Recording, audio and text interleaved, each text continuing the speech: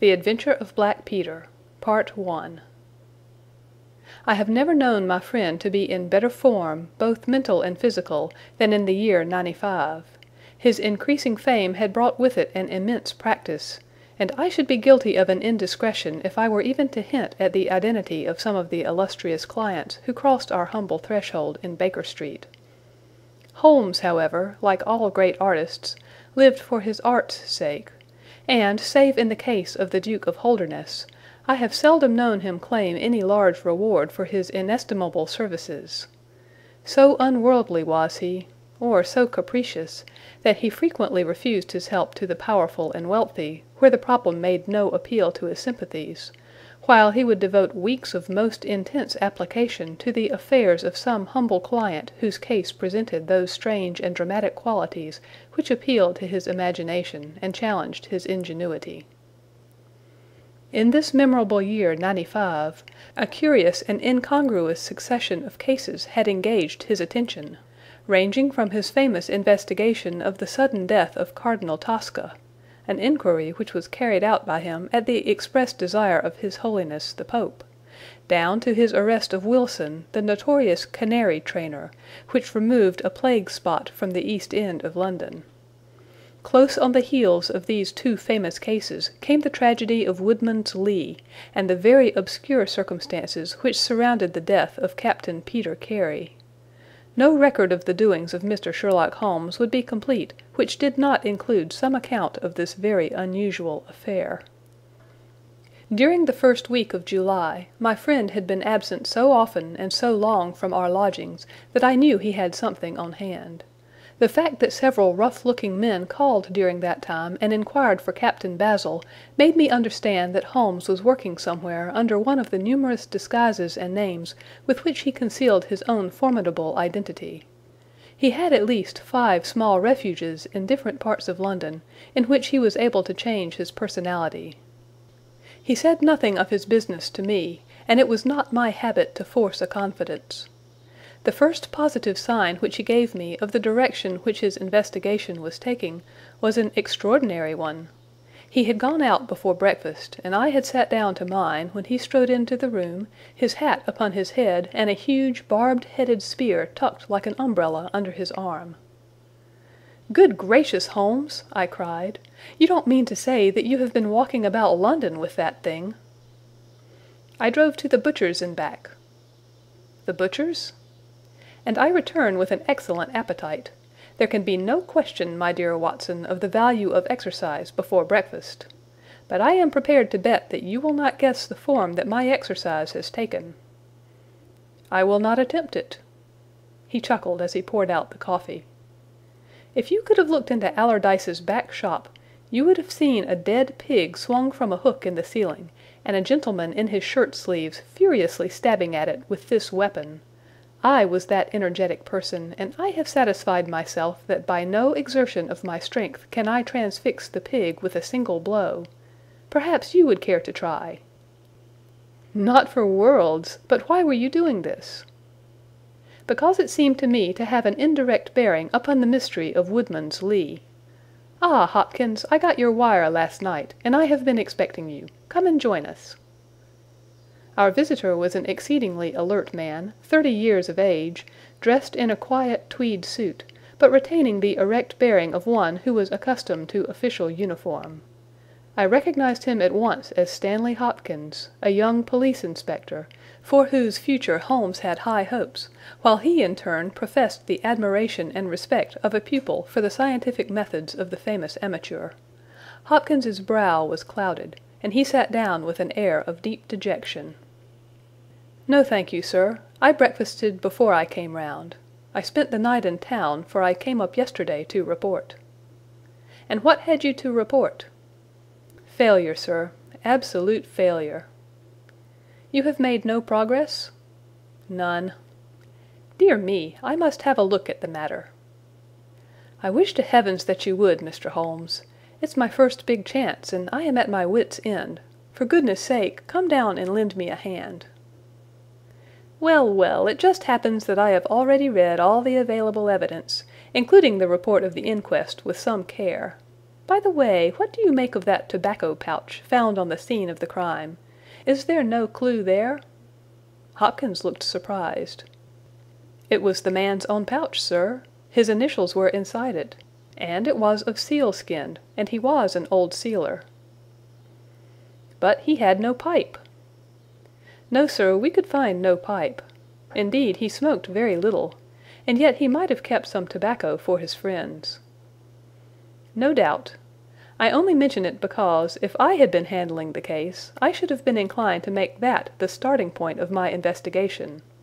However, my friend Dr. Watson knows nothing of this matter, and I should be none the worse for hearing the sequence of events once more. Just give us some short sketches of the essentials." Stanley Hopkins drew a slip of paper from his pocket. "I have a few dates here which will give you the career of the dead man, Captain Peter Carey. He was born in '45, 50 years of age. He was a most daring and successful seal and whale fisher. In 1883 he commanded the steam sealer Sea Unicorn, of Dundee. He had then had several successful voyages in succession, and in the following year, 1884, he retired. After that he travelled for some years, and finally he bought a small place called Woodman's Lee, near Forest Row in Sussex.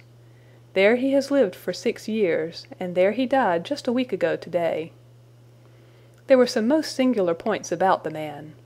In ordinary life he was a strict Puritan, a silent, gloomy fellow. His household consisted of his wife, his daughter, aged 20, and 2 female servants.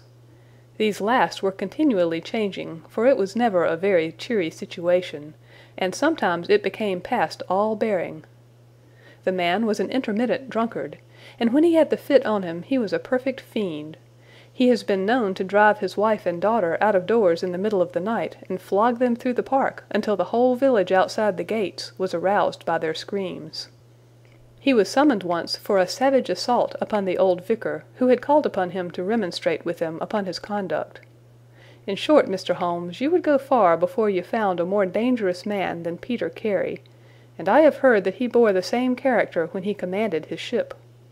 He was known in the trade as Black Peter, and the name was given him not only on account of his swarthy features and the colour of his huge beard, but for the humours which were the terror of all around him.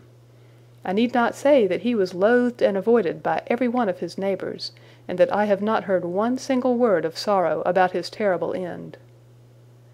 You must have read in the account of the inquest about the man's cabin, Mr. Holmes, but perhaps your friend here has not heard of it. He had built himself a wooden outhouse, he always called it the cabin, a few hundred yards from his house, and it was here that he slept every night. It was a little single-roomed hut, 16 feet by 10. He kept the key in his pocket, made his own bed, cleaned it himself, and allowed no other foot to cross the threshold. There are small windows on each side, which were covered by curtains and never opened. One of these windows was turned towards the high road, and when the light burned in it at night, the folk used to point it out to each other and wonder what Black Peter was doing in there. That's the window, Mr. Holmes, which gave us one of the few bits of positive evidence that came out at the inquest. You remember that a stonemason, named Slater, walking from Forest Row about 1 o'clock in the morning, 2 days before the murder, stopped as he passed the grounds and looked at the square of light still shining among the trees. He swears that the shadow of a man's head turned sideways was clearly visible on the blind, and that this shadow was certainly not that of Peter Carey, whom he knew well. It was that of a bearded man, but the beard was short and bristled forward in a way very different from that of the captain. So he says, but he had been 2 hours in the public-house, and it is some distance from the road to the window. Besides, this refers to the Monday, and the crime was done upon the Wednesday. On the Tuesday, Peter Carey was in one of his blackest moods, flushed with drink and as savage as a dangerous wild beast. He roamed about the house, and the women ran for it when they heard him coming. Late in the evening he went down to his own hut. About 2 o'clock the following morning, his daughter, who slept with her window open, heard a most fearful yell from that direction, but it was no unusual thing for him to bawl and shout when he was in drink, so no notice was taken. On rising at 7, one of the maids noticed that the door of the hut was open, but so great was the terror which the man caused that it was midday before anyone would venture down to see what had become of him. Peeping into the open door, they saw a sight which sent them flying, with white faces, into the village. Within an hour I was on the spot and had taken over the case. Well, I have fairly steady nerves, as you know, Mr. Holmes, but I give you my word that I got a shake when I put my head into that little house. It was droning like a harmonium with the flies and bluebottles, and the floor and walls were like a slaughter-house. He had called it a cabin, and a cabin it was, sure enough, for you would have thought that you were in a ship.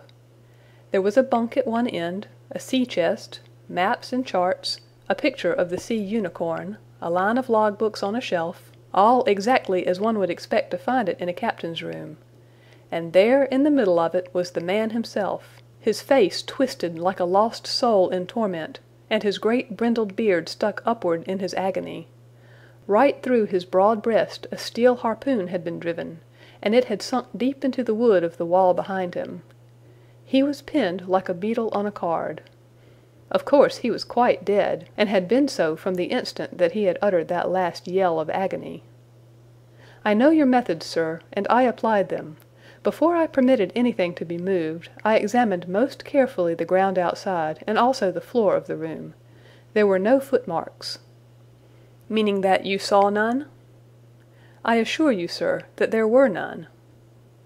My good Hopkins, I have investigated many crimes, but I have never yet seen one which was committed by a flying creature. As long as the criminal remains upon two legs, so long must there be some indentation, some abrasion, some trifling displacement which can be detected by the scientific searcher. It is incredible that this blood-bespattered room contained no trace which could have aided us. I understand, however, from the inquest that there were some objects which you failed to overlook. The young inspector winced at my companion's ironical comments. I was a fool not to call you in at the time, Mr. Holmes. However, that's past praying for now. Yes, there were several objects in the room which called for special attention. One was the harpoon with which the deed was committed. It had been snatched down from a rack on the wall. Two others remained there, and there was a vacant place for the third. On the stock was engraved, SS Sea Unicorn, Dundee. This seemed to establish that the crime had been done in a moment of fury, and that the murderer had seized the first weapon which came in his way. The fact that the crime was committed at 2 in the morning, and yet Peter Carey was fully dressed, suggested that he had an appointment with the murderer, which is borne out by the fact that a bottle of rum and 2 dirty glasses stood upon the table. Yes, said Holmes, I think that both inferences are permissible. Was there any other spirit but rum in the room? Yes, there was a tantalus containing brandy and whiskey on the sea-chest. It is of no importance to us, however, since the decanters were full, and it had therefore not been used. For all that, its presence has some significance, said Holmes. However, let us hear some more about the objects which do seem to you to bear upon the case. There was this tobacco pouch upon the table. What part of the table? It lay in the middle. It was of coarse sealskin, the straight-haired skin, with a leather thong to bind it. Inside was P.C. on the flap. There was half an ounce of strong ship's tobacco in it.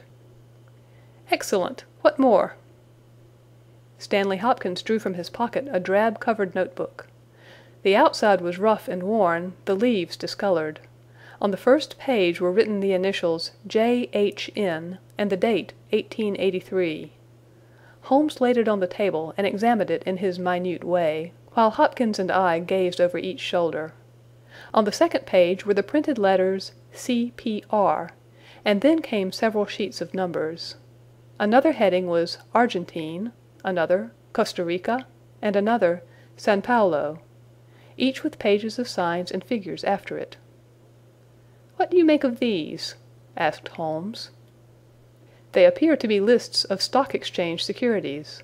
I thought that J.H.N. were the initials of a broker, and that C.P.R. may have been his client." "Try Canadian Pacific Railway," said Holmes. Stanley Hopkins swore between his teeth and struck his thigh with his clenched hand. "What a fool I have been!" he cried. Of course, it is as you say. Then J.H.N. are the only initials we have to solve. I have already examined the old Stock Exchange lists, and I can find no one in 1883, either in the house or among the outside brokers, whose initials correspond with these. Yet I feel that the clue is the most important one that I hold. You will admit, Mr. Holmes, that there is a possibility that these initials are those of the second person who was present, in other words, of the murderer. I would also urge that the introduction into the case of a document relating to large masses of valuable securities gives us for the first time some indication of a motive for the crime." Sherlock Holmes's face showed that he was thoroughly taken aback by this new development.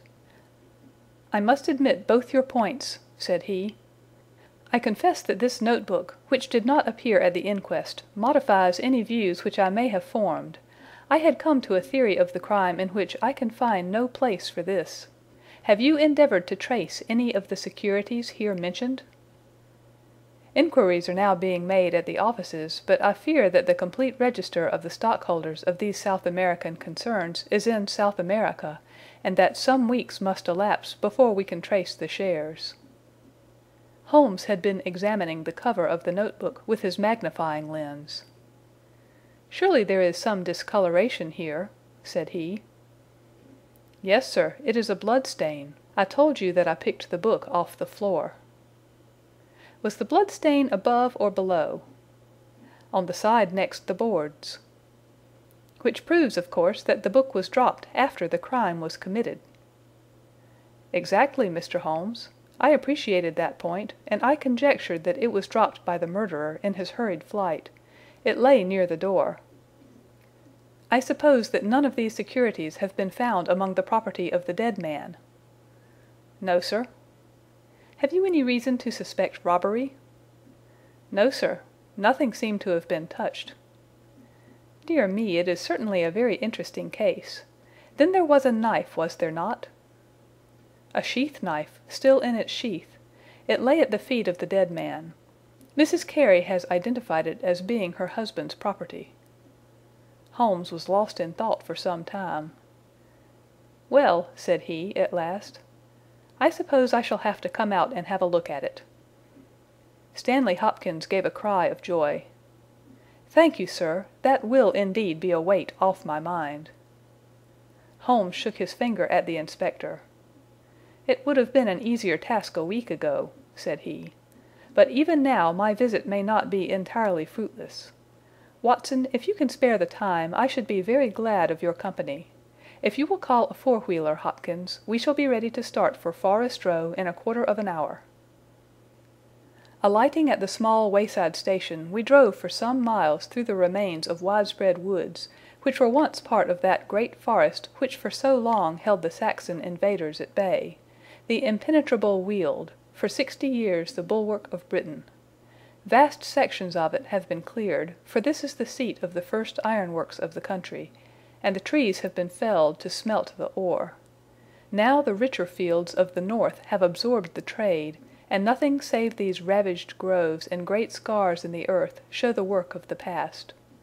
Here, in a clearing upon the green slope of a hill, stood a long, low stone house, approached by a curving drive running through the fields.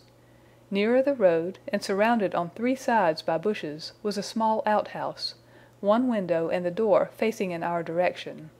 It was the scene of the murder. Stanley Hopkins led us first to the house, where he introduced us to a haggard, gray-haired woman, the widow of the murdered man, whose gaunt and deep-lined face, with the furtive look of terror in the depths of her red-rimmed eyes, told of the years of hardship and ill usage which she had endured. With her was her daughter, a pale, fair-haired girl, whose eyes blazed defiantly at us as she told us that she was glad that her father was dead, and that she blessed the hand which had struck him down. It was a terrible household that Black Peter Carey had made for himself, and it was with a sense of relief that we found ourselves in the sunlight again, and making our way along a path which had been worn across the fields by the feet of the dead man. The outhouse was the simplest of dwellings, wooden-walled, shingle-roofed, one window beside the door and one on the farther side. Stanley Hopkins drew the key from his pocket and had stooped to the lock, when he paused with a look of attention and surprise upon his face. "Someone has been tampering with it," he said. There could be no doubt of the fact. The woodwork was cut, and the scratches showed white through the paint, as if they had been that instant done. Holmes had been examining the window. "Someone has tried to force this also. Whoever it was has failed to make his way in. He must have been a very poor burglar." "This is a most extraordinary thing," said the inspector. "I could swear that these marks were not here yesterday evening." "Some curious person from the village, perhaps," I suggested. "Very unlikely. Few of them would dare to set foot in the grounds, far less try to force their way into the cabin. What do you think of it, Mr. Holmes?" "I think that fortune is very kind to us." "You mean that the person will come again?" "It is very probable. He came expecting to find the door open. He tried to get in with the blade of a very small penknife. He could not manage it. What would he do?" "Come again next night with a more useful tool." "So I should say. It will be our fault if we are not there to receive him. Meanwhile, let me see the inside of the cabin." The traces of the tragedy had been removed, but the furniture within the little room still stood as it had been on the night of the crime. For 2 hours, with most intense concentration, Holmes examined every object in turn, but his face showed that his quest was not a successful one. Once only he paused in his patient investigation. "Have you taken anything off this shelf, Hopkins?" "No, I have moved nothing." "Something has been taken. There is less dust in this corner of the shelf than elsewhere. It may have been a book lying on its side. It may have been a box. Well, well, I can do nothing more. Let us walk in these beautiful woods, Watson, and give a few hours to the birds and the flowers. We shall meet you here later, Hopkins, and see if we can come to closer quarters with the gentleman who has paid this visit in the night." It was past 11 o'clock when we formed our little ambuscade. Hopkins was for leaving the door of the hut open, but Holmes was of the opinion that this would rouse the suspicions of the stranger. The lock was a perfectly simple one, and only a strong blade was needed to push it back. Holmes also suggested that we should wait, not inside the hut, but outside it, among the bushes which grew round the farther window. In this way we should be able to watch our man if he struck a light, and see what his object was in this stealthy nocturnal visit. It was a long and melancholy vigil, and yet brought with it something of the thrill which the hunter feels when he lies beside the water-pool and waits for the coming of the thirsty beast of prey. What savage creature was it which might steal upon us out of the darkness? Was it a fierce tiger of crime which could only be taken fighting hard with flashing fang and claw, or would it prove to be some skulking jackal, dangerous only to the weak and unguarded?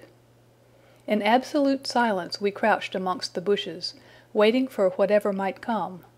At first the steps of a few belated villagers, or the sound of voices from the village, lightened our vigil, but one by one these interruptions died away, and an absolute stillness fell upon us, save for the chimes of the distant church, which told us of the progress of the night, and for the rustle and whisper of a fine rain falling amid the foliage which roofed us in. 2:30 had chimed, and it was the darkest hour which precedes the dawn, when we all started as a low but sharp click came from the direction of the gate.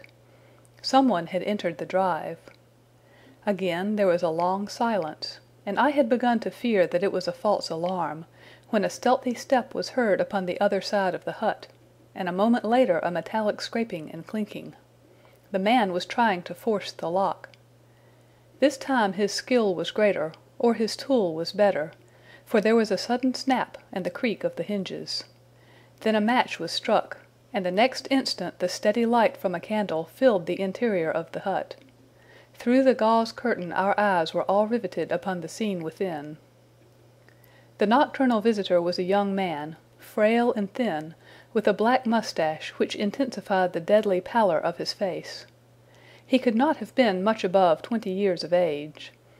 I have never seen any human being who appeared to be in such a pitiable fright, for his teeth were visibly chattering, and he was shaking in every limb. He was dressed like a gentleman, in Norfolk jacket and knickerbockers, with a cloth cap upon his head. We watched him staring round with frightened eyes. Then he laid the candle end upon the table and disappeared from our view into one of the corners. He returned with a large book, one of the log books which formed a line upon the shelves. Leaning on the table, he rapidly turned over the leaves of this volume until he came to the entry which he sought. Then, with an angry gesture of his clenched hand, he closed the book, replaced it in the corner, and put out the light. He had hardly turned to leave the hut when Hopkins's hand was on the fellow's collar, and I heard his loud gasp of terror as he understood that he was taken. The candle was relit, and there was our wretched captive, shivering and cowering in the grasp of the detective. He sank down upon the sea-chest, and looked helplessly from one of us to the other. "Now, my fine fellow," said Stanley Hopkins, "who are you, and what do you want here?" The man pulled himself together and faced us with an effort at self-composure. "You are detectives, I suppose?" said he. "You imagine I am connected with the death of Captain Peter Carey. I assure you that I am innocent." "We'll see about that," said Hopkins. "First of all, what is your name?" "It is John Hopley Nealigan." I saw Holmes and Hopkins exchange a quick glance. "What are you doing here?" "Can I speak confidentially?" "No, certainly not." "Why should I tell you?" "If you have no answer, it may go badly with you at the trial." The young man winced. "Well, I will tell you," he said. "Why should I not? And yet I hate to think of this old scandal gaining a new lease of life. Did you ever hear of Dawson and Nealigan?" I could see from Hopkins' face that he never had, but Holmes was keenly interested. "You mean the West Country bankers," said he. "They failed for $1 million, ruined half the county families of Cornwall, and Nealigan disappeared." "Exactly. Nealigan was my father." At last we were getting something positive, and yet it seemed a long gap between an absconding banker and Captain Peter Carey pinned against the wall with one of his own harpoons. We all listened intently to the young man's words. "It was my father who was really concerned. Dawson had retired. I was only 10 years of age at the time, but I was old enough to feel the shame and horror of it all. It has always been said that my father stole all the securities and fled. It is not true. It was his belief that if he were given time in which to realize them, all would be well and every creditor paid in full. He started in his little yacht for Norway just before the warrant was issued for his arrest. I can remember that last night when he bade farewell to my mother. He left us a list of the securities he was taking, and he swore that he would come back with his honor cleared, and that none who had trusted him would suffer. Well, no word was ever heard from him again. Both the yacht and he vanished utterly. We believed, my mother and I, that he and it, with the securities that he had taken with him, were at the bottom of the sea. We had a faithful friend, however, who is a business man, and it was he who discovered some time ago that some of the securities which my father had with him had reappeared on the London market. You can imagine our amazement. I spent months in trying to trace them, and at last, after many doubtings and difficulties, I discovered that the original seller had been Captain Peter Carey, the owner of this hut. Naturally, I made some inquiries about the man. I found that he had been in command of a whaler which was due to return from the Arctic seas at the very time when my father was crossing to Norway. The autumn of that year was a stormy one, and there was a long succession of southerly gales. My father's yacht may well have been blown to the north, and there met by Captain Peter Carey's ship. If that were so, what had become of my father? In any case, if I could prove from Peter Carey's evidence how these securities came on the market, it would be a proof that my father had not sold them, and that he had no view to personal profit when he took them. I came down to Sussex with the intention of seeing the captain, but it was at this moment that his terrible death occurred. I read at the inquest a description of his cabin, in which it stated that the old log books of his vessel were preserved in it. It struck me that if I could see what occurred in the month of August, 1883, on board the Sea Unicorn, I might settle the mystery of my father's fate. I tried last night to get at these log books, but was unable to open the door. Tonight I tried again, and succeeded, but I find that the pages which deal with that month have been torn from the book. It was at that moment I found myself a prisoner in your hands." "Is that all?" asked Hopkins. "Yes, that is all." His eyes shifted as he said it. "You have nothing else to tell us?" He hesitated. "No, there is nothing." "You have not been here before last night?" "No." "Then how do you account for that?" cried Hopkins, as he held up the damning notebook with the initials of our prisoner on the first leaf and the bloodstain on the cover. The wretched man collapsed. He sank his face in his hands and trembled all over. "Where did you get it?" he groaned. "I did not know. I thought I had lost it at the hotel." "That is enough," said Hopkins sternly. "Whatever else you have to say, you must say in court. You will walk down with me now to the police station." "Well, Mr. Holmes, I am very much obliged to you and to your friend for coming down to help me. As it turns out, your presence was unnecessary, and I would have brought the case to this successful issue without you, but none the less I am grateful. Rooms have been reserved for you at the Brambletye Hotel, so we can all walk down to the village together." "Well, Watson, what do you think of it?" asked Holmes as we travelled back next morning. "I can see that you are not satisfied." "Oh, yes, my dear Watson, I am perfectly satisfied. At the same time, Stanley Hopkins' methods do not commend themselves to me. I am disappointed in Stanley Hopkins. I had hoped for better things from him. One should always look for a possible alternative and provide against it. It is the first rule of criminal investigation." "What, then, is the alternative?" "The line of investigation which I have myself been pursuing. It may give us nothing, I cannot tell, but at least I shall follow it to the end." Several letters were waiting for Holmes at Baker Street. He snatched one of them up, opened it, and burst out into a triumphant chuckle of laughter.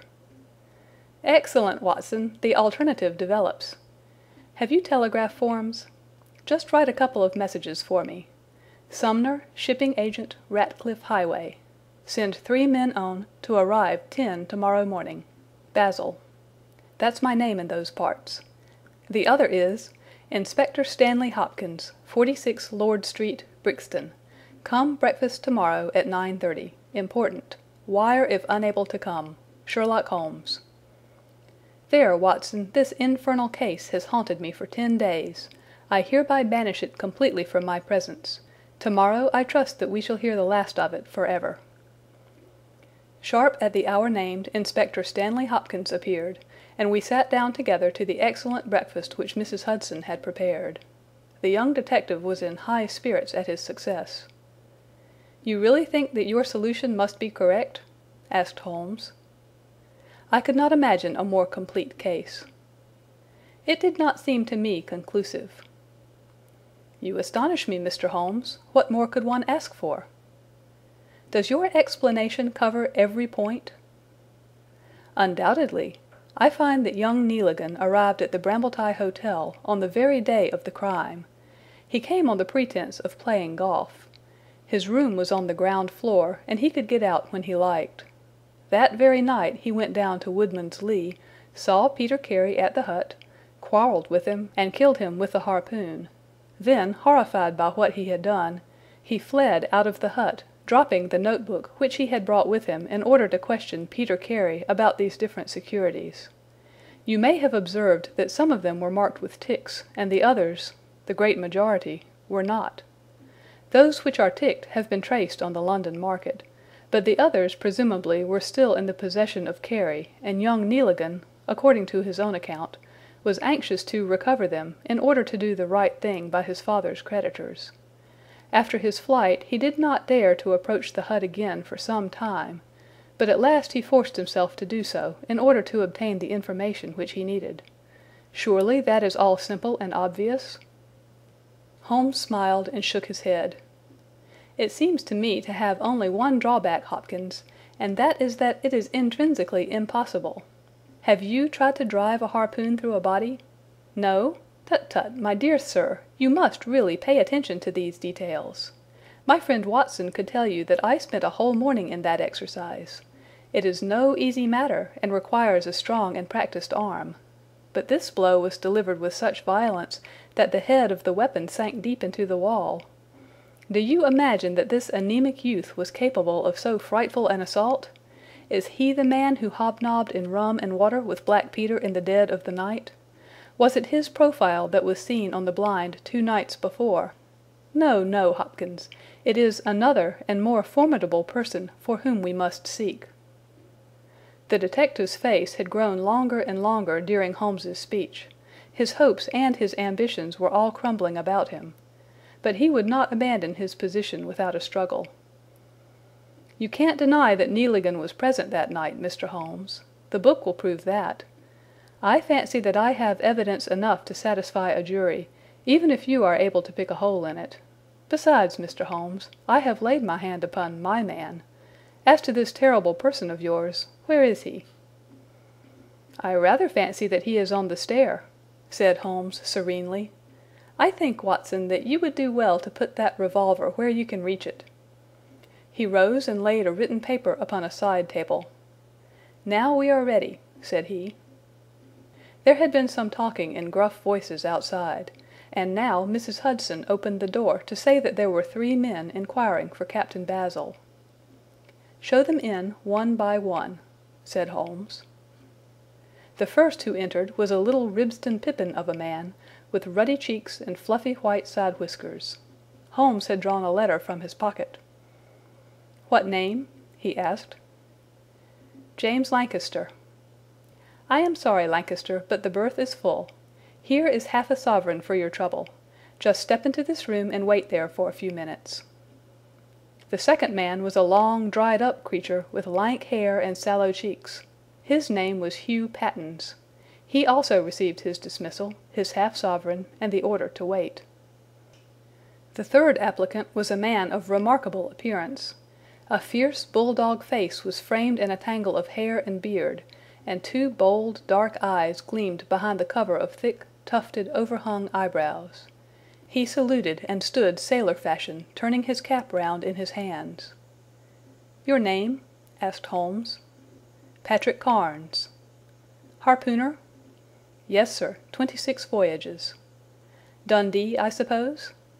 "Yes, sir." "And ready to start with an exploring ship?" "Yes, sir." "What wages?" £8 a month. "Could you start at once?" "As soon as I get my kit." "Have you your papers?" "Yes, sir." He took a sheaf of worn and greasy forms from his pocket. Holmes glanced over them and returned them. "You are just the man I want," said he. "Here's the agreement on the side table. If you sign it, the whole matter will be settled." The seaman lurched across the room and took up the pen. "Shall I sign here?" he asked, stooping over the table. Holmes leaned over his shoulder and passed both hands over his neck. "This will do," said he. I heard a click of steel and a bellow like an enraged bull. The next instant Holmes and the seaman were rolling on the ground together. He was a man of such gigantic strength that, even with the handcuffs which Holmes had so deftly fastened upon his wrists, he would have very quickly overpowered my friend had Hopkins and I not rushed to his rescue. Only when I pressed the cold muzzle of the revolver to his temple did he at last understand that resistance was vain. We lashed his ankles with cord, and rose breathless from the struggle. "I must really apologize, Hopkins," said Sherlock Holmes. "I fear that the scrambled eggs are cold. However, you will enjoy the rest of your breakfast all the better, will you not, for the thought that you have brought your case to a triumphant conclusion?" Stanley Hopkins was speechless with amazement. "I don't know what to say, Mr. Holmes," he blurted out at last, with a very red face. "It seems to me that I have been making a fool of myself from the beginning. I understand now what I should never have forgotten, that I am the pupil and you are the master. Even now I see what you have done, but I don't know how you did it, or what it signifies." "Well, well," said Holmes, good-humouredly, "we all learn by experience, and your lesson this time is that you should never lose sight of the alternative. You were so absorbed in young Nealigan that you could not spare a thought to Patrick Carnes, the true murderer of Peter Carey." The hoarse voice of the seaman broke in on our conversation. "See here, mister," said he, "I make no complaint of being manhandled in this fashion, but I would have you call things by their right names. You say I murdered Peter Carey. I say I killed Peter Carey, and there's all the difference. Maybe you don't believe what I say. Maybe you think I am just slinging you a yarn." "Not at all," said Holmes. "Let us hear what you have to say." "It's soon told, and, by the Lord, every word of it is truth. I knew Black Peter, and when he pulled out his knife I whipped a harpoon through him sharp, for I knew that it was him or me. That's how he died. You can call it murder. Anyhow, I'd as soon die with a rope round my neck as with Black Peter's knife in my heart." "How came you there?" asked Holmes. "I'll tell it to you from the beginning. Just sit me up a little so as I can speak easy. It was in '83 that it happened, August of that year. Peter Carey was master of the Sea Unicorn, and I was spare harpooner. We were coming out of the ice pack on our way home, with head winds and a week's southerly gale, when we picked up a little craft that had been blown north. There was one man on her, a landsman. The crew had thought she would founder and had made for the Norwegian coast in the dinghy. I guess they were all drowned. Well, we took him on board, this man, and he and the skipper had some long talks in the cabin. All the baggage we took off with him was one tin box. So far as I knew, the man's name was never mentioned, and on the second night he disappeared as if he had never been. It was given out that he had either thrown himself overboard or fallen overboard in the heavy weather that we were having. Only one man knew what had happened to him, and that was me, for with my own eyes I saw the skipper tip up his heels and put him over the rail in the middle watch of a dark night, 2 days before we sighted the Shetland lights. Well, I kept my knowledge to myself, and waited to see what would come of it. When we got back to Scotland it was easily hushed up, and nobody asked any questions. A stranger died by accident, and it was nobody's business to inquire. Shortly after, Peter Carey gave up the sea, and it was long years before I could find where he was. I guessed that he had done the deed for the sake of what was in that tin box, and that he could afford now to pay me well for keeping my mouth shut. I found out where he was through a sailor-man that had met him in London, and down I went to squeeze him. The first night he was reasonable enough, and was ready to give me what would make me free of the sea for life. We were to fix it all 2 nights later. When I came, I found him 3 parts drunk, and in a vile temper. We sat down and we drank, and we yarned about old times, but the more he drank, the less I liked the look on his face. I spotted that harpoon upon the wall, and I thought I might need it before I was through. Then at last he broke out at me, spitting and cursing, with murder in his eyes, and a great clasp knife in his hand. He had not time to get it from the sheath before I had the harpoon through him. Heavens, what a yell he gave, and his face gets between me and my sleep. I stood there with his blood splashing round me, and I waited for a bit, but all was quiet, so I took heart once more. I looked round, and there was the tin box on the shelf. I had as much right to it as Peter Carey, anyhow, so I took it with me and left the hut. Like a fool, I left my baccy pouch upon the table. Now I'll tell you the queerest part of the whole story. I had hardly got outside the hut when I heard someone coming, and I hid among the bushes. A man came slinking along, went into the hut, gave a cry as if he had seen a ghost, and legged it as hard as he could run until he was out of sight. Who he was or what he wanted is more than I can tell. For my part, I walked 10 miles, got a train at Tunbridge Wells, and so reached London, and no one the wiser. Well, when I came to examine the box, I found there was no money in it, and nothing but papers that I would not dare to sell. I had lost my hold on Black Peter, and was stranded in London without a shilling. There was only my trade left. I saw these advertisements about harpooners and high wages, so I went to the shipping agents, and they sent me here. That's all I know, and I say again that if I killed Black Peter, the law should give me thanks, for I saved them the price of a hempen rope." "A very clear statement," said Holmes, rising and lighting his pipe. I think, Hopkins, that you should lose no time in conveying your prisoner to a place of safety. This room is not well adapted for a cell, and Mr. Patrick Carnes occupies too large a proportion of our carpet." "Mr. Holmes," said Hopkins, "I do not know how to express my gratitude. Even now I do not understand how you attained this result." "Simply by having the good fortune to get the right clue from the beginning. It is very possible if I had known about this notebook it might have led away my thoughts as it did yours, but all I heard pointed in the one direction. The amazing strength, the skill in the use of the harpoon, the rum and water, the sealskin tobacco pouch with the coarse tobacco, all these pointed to a seaman, and one who had been a whaler. I was convinced that the initials P.C. upon the pouch were a coincidence, and not those of Peter Carey, since he seldom smoked, and no pipe was found in his cabin. You remember that I asked whether whiskey and brandy were in the cabin. You said they were. How many landsmen are there who would drink rum when they could get these other spirits?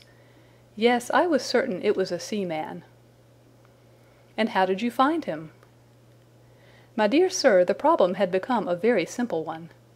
If it were a seaman, it could only be a seaman who had been with him on the Sea Unicorn. So far as I could learn, he had sailed in no other ship. I spent 3 days in wiring to Dundee, and at the end of that time I had ascertained the names of the crew of the Sea Unicorn in 1883. When I found Patrick Carnes among the harpooners, my research was nearing its end. I argued that the man was probably in London, and that he would desire to leave the country for a time. I therefore spent some days in the East End, devised an Arctic expedition, put forth tempting terms for harpooners who would serve under Captain Basil, and behold the result." "Wonderful!" cried Hopkins. "Wonderful!" "You must obtain the release of young Nealigan as soon as possible," said Holmes. "I confess that I think you owe him some apology. The tin box must be returned to him, but, of course, the securities which Peter Carey has sold are lost forever. There's the cab, Hopkins, and you can remove your man. If you want me for the trial, my address and that of Watson will be somewhere in Norway. I'll send particulars later." End of The Adventure of Black